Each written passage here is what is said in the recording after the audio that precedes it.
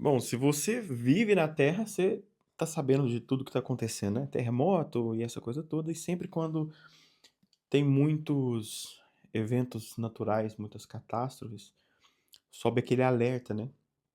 Especialmente a respeito dos sinais que Cristo deixou como sendo aqueles que apontariam para a sua vinda. Eu queria falar a respeito disso, sobre a ótica de todos aqueles que são cristãos, acreditam na volta de Jesus e, ao mesmo tempo que sabem que o retorno de Cristo está breve, também sabem que não dá para abandonar essa vida aqui e, e, de alguma forma, sabe, fazer o que eu costumo chamar de fazer um voto de pobreza e viver para pregar o evangelho de forma sem critério, sabe? Você vai entender o que eu quero construir com você aqui e vai ver que eu não sou nenhum herege que estou tentando desviar a atenção do que realmente importa, da pregação do evangelho, de avançar a mensagem, você vai conseguir entender, tá? O que acontece? Você deve saber que a mensagem de Cristo ela é uma necessidade para a nossa época, né? É o que a gente chama de verdade presente, que é um conjunto de mensagens específicas para a nossa época. Quando você vai para a época, para vários momentos bíblicos do passado, você consegue ver uma mensagem que era especial para cada temporada desse mundo, né? Então, por exemplo, para a época de Noé, a mensagem mais importante era: entrem na arca. Não era sobre, por exemplo, a vinda do Messias, não era sobre o cerco de Jerusalém, até porque nem tinha Jerusalém naquele momento. Mas você entende? A mensagem mais importante para aquela época era: entrem na arca. Essa era a verdade presente para aquela época, né?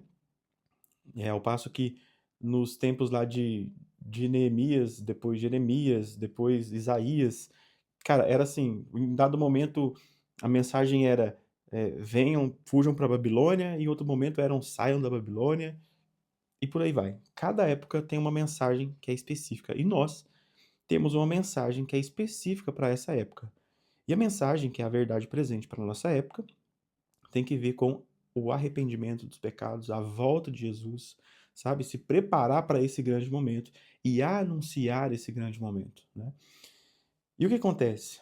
Esse anunciar, ele, é uma grande, que a gente chama de grande comissão, que é dada, né, a todo aquele que em algum momento foi alcançado pela verdade da salvação de Jesus Cristo. E você e eu, que fomos alcançados, nós temos um chamado para alcançar outros humanos, porque nós estamos falando de vida ou morte, entende? Não é simplesmente o lance de pregar uma ideologia e encher os bancos de uma igreja. Não, a gente está falando de vida ou morte. Você tem noção de que você tem amigos que podem ficar para trás se você não anunciar para eles o que está por vir? E aí, obviamente, nós estamos falando aqui de um trabalho que não é de convencer esses amigos, mas de comunicar a eles essa verdade da salvação para que o Espírito Santo possa fazer com eles o que fez com a gente, convencer da verdade, da justiça e do juízo. E para que essa missão seja cumprida, existe um ditado, né? Que cara, eu acho fantástico.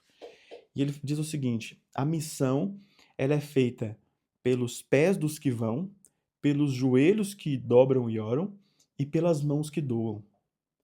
Se você for olhar, e não precisa nem de ser uma análise muito profunda, você vai entender que a missão do evangelho ela é feita desse combo, né? Dos pés que vão, dos joelhos que oram e das mãos que doam. E todos nós temos um chamado específico, né? Eu acho incrível a analogia que Cristo faz de que o povo dele unido aqui se assemelharia a um corpo humano, onde cada um é um membro desse corpo, né? Então, o corpo não é feito só de dedos, não é feito só de pés, não é feito só de joelhos, nem só de mãos. Ele é feito de várias partes, né? Que formam esse corpo. E aí, quando a gente começa a olhar esse aspecto, você precisa descobrir quem é você no corpo de Cristo, sabe? Tem aqueles que vão ser chamados para ser os missionários além-mar, que vão sair da sua terra, vão para outro lugar, sabe? E vão ter que se preparar para isso, vão aprender a falar um outro idioma. E eles vão ser, de fato, os pés que vão, né? Tem aqueles outros que vão ser os joelhos que oram, né? Eles não vão ter condições de ir muito longe, nem de ajudar com muito, mas eles vão interceder por isso. E tem aqueles que vão ser as mãos que doam, né. E eu costumo ver que, normalmente, as mãos que doam, elas não só doam, elas vão até alguma certa distância também, né, se a gente for comparar isso de forma simbólica. E por que eu estou dizendo tudo isso aqui? O que que isso tem a ver com volta de Jesus? Tem a ver com você ter que continuar trabalhando. Por quê? Porque o seu chamado para anunciar a verdade precisa do que, dentro do conceito de mordomia, que é o principal tema que eu trabalho aqui nas minhas redes sociais, mordomia, ela compreende em você administrar essencialmente quatro esferas, que a gente chama de os 4 T's da mordomia: templo, talento, tem templo, talento e tesouro. Isso. Tempo, templo, significa que seria o seu corpo, né, o templo do Espírito Santo. Templo, talento, que são suas habilidades, e tesouro, que são as coisas, né, as suas posses, o que você consegue administrar. Colocando tudo isso a serviço do reino de Deus. Então perceba que o conceito de mordomia na Bíblia, que para mim é um dos mais fantásticos quando a gente vai tocar no assunto de quem é você aqui na terra diante de toda essa obra da redenção, né, uma vez que você foi alcançado por ela, que é de você se tornar agora um mordomo. Esse mordomo, aquele mordomo que veste um terno, administra a mansão para o dono dela, entendeu? Esse é você, esse sou eu, chamados para administrar algo que não pertence a nós. Eu ainda costumo dizer que Deus, ele não responde a consumidores, Deus responde a mordomos, entende? Tudo o que tem aqui pertence a ele, e em alguma esfera você já deve ter entendido isso, até porque toda a matéria-prima, o que compõe esse microfone, esse celular que eu estou gravando, tudo isso aqui que compõe esse cenário, tudo isso aqui foi extraído da natureza, que foi lá no primeiro momento criado por Deus. Então, se toda a matéria-prima pertence a ele, tudo que a gente fez foi simplesmente manipular a matéria e transformar em tudo isso pertence a ele. Entende o nível de profundidade da coisa? Nesse aspecto, tudo pertence a Deus. E você foi chamado para poder administrar tudo aquilo que consegue chegar até as suas mãos. E eu costumo dizer que Deus tem 3 coisas, né, a gente conseguiria listar até mais, mas de forma bem básica a gente consegue listar 3 coisas que Deus espera de mordomos. Primeiro, fidelidade nos dízimos e ofertas, e aí eu não importa qual que é a sua crença com relação a dízimos e ofertas, existe uma parte, que Deus destinou para ser, administrada pela casa do tesouro, é assim que a Bíblia chama o templo que administra as riquezas, né, que chegam dos dízimos. Eu não sei como a denominação que você faz parte faz uso, mas a denominação que eu faço parte, eu tenho um orgulho tremendo de ver como que os recursos são utilizados, os relatórios, de como é que é feito isso, sabe? A gente consegue, inclusive, todos os sábados nas igrejas, a gente vê o que a gente chama de testemunho da missão global, também conhecido como informativo mundial das missões. Todo sábado você vê para onde que o dinheiro da igreja está indo sendo usado. Constrói orfanato, constrói colégio, constrói igreja, constrói. Cara, é uma obra magnífica. Dá orgulho de ver, sabe? E aí você tem, falei o primeiro, né? Fidelidade nos dízimos e ofertas. Segundo, uso criterioso dos seus recursos, porque uma vez que você foi dotado da habilidade de administrar uma certa quantia, se você faz uso irresponsável desse dinheiro, você não está gastando o seu dinheiro. O seu dinheiro, Deus permitiu que ele chegasse até nas suas mãos por causa do seu esforço, entende? Na parábola dos talentos, que reflete muito essa ideia da mordomia, o dono lá de todo o, né, o império lá, né? O dono da fazenda, vamos colocar assim, ele entrega os talentos, que é uma medida de peso, né? De prata ou ouro. Estima-se que, por exemplo, um talento de prata, se eu não me engano, ele vai dar mais ou menos 6 anos de trabalho. Eu devo estar falhando nesse cálculo, mas é algo bem grandioso assim, tá? E o que acontece? Ele deixa esse valor na mão do funcionário diante da capacidade que ele tem, diante do esforço que ele empenha. Então Deus, ele permite que as coisas cheguem até você, claro, mediante o seu esforço. Agora, você já entendeu que nada disso aqui pertence a você, você é um administrador. Uma vez que você é administrador, você tem no segundo ponto, você tem que fazer o uso criterioso disso. Deus, é óbvio que ele permite que você desfrute com isso, mas o problema é fazer somente isso, somente desfrutar, entende? Então, para além de você cuidar da sua própria casa, cuidar da sua vida, você desfrutar desse valor, você precisa ainda fazer bom uso dele. E disso eu posso separar aqui algumas categorias que são essenciais. Você tem que separar um valor para as contas essenciais, que é o que você gasta para sobreviver. Você tem que gastar um valor para lazer e um valor para você deixar livre.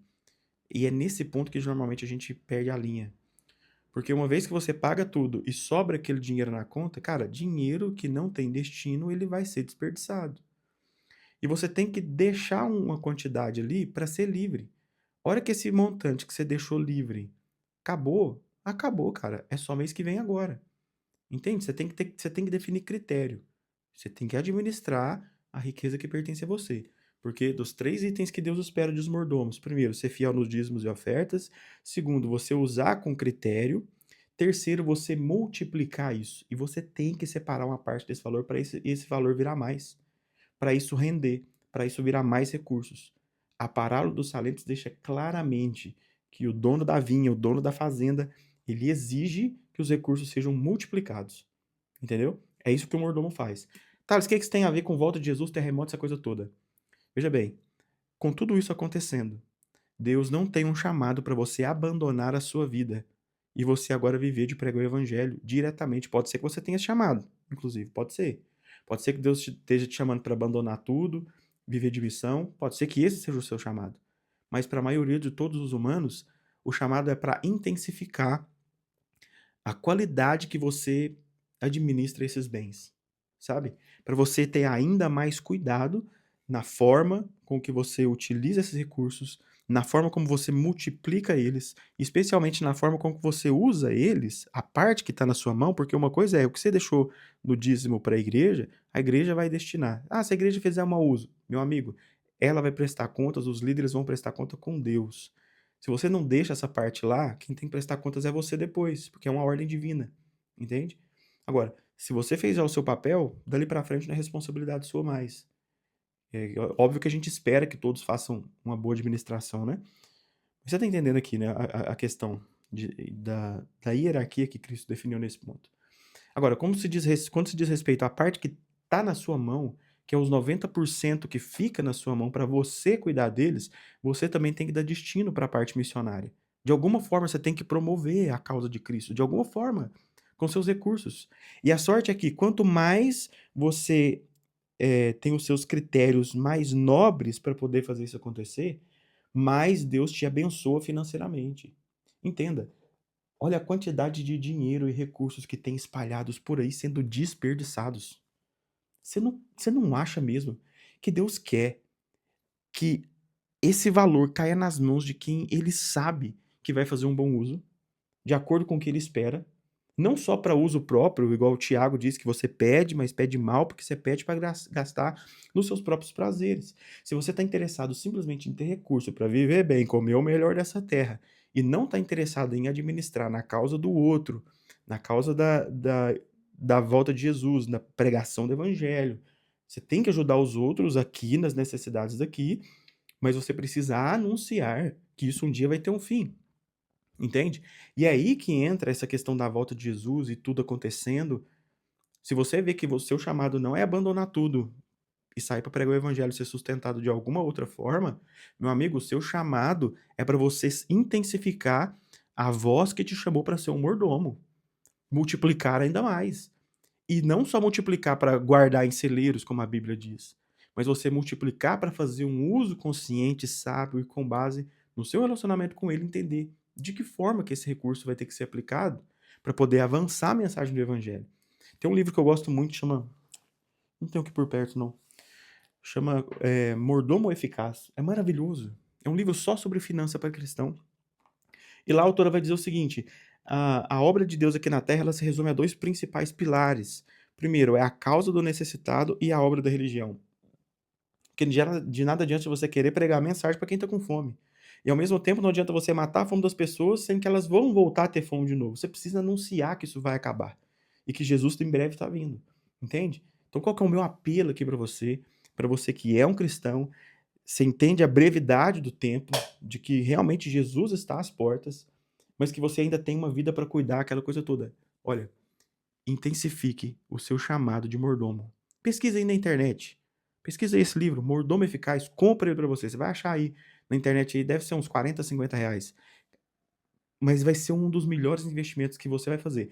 Se você se vê como alguém que foi chamado para administrar as grandes posses pertencentes ao Senhor aqui na terra. O Senhor não administra essas posses à distância, ele conta com humanos para poder fazer isso. Costumo dizer que Deus não tem empresa para poder fechar a carteira de quem precisa de emprego e Deus não tem Pix para ajudar quem precisa. Ele faz isso através de humanos, através dos seus mordomos. Por isso eu digo, Deus não responde a consumidores. Deus responde a mordomos. Que ele possa usar você, que você possa ser um instrumento poderoso, acelerando a volta de Jesus com as suas habilidades, seus talentos e a sua boa administração, porque ele te chamou para ser mordomo.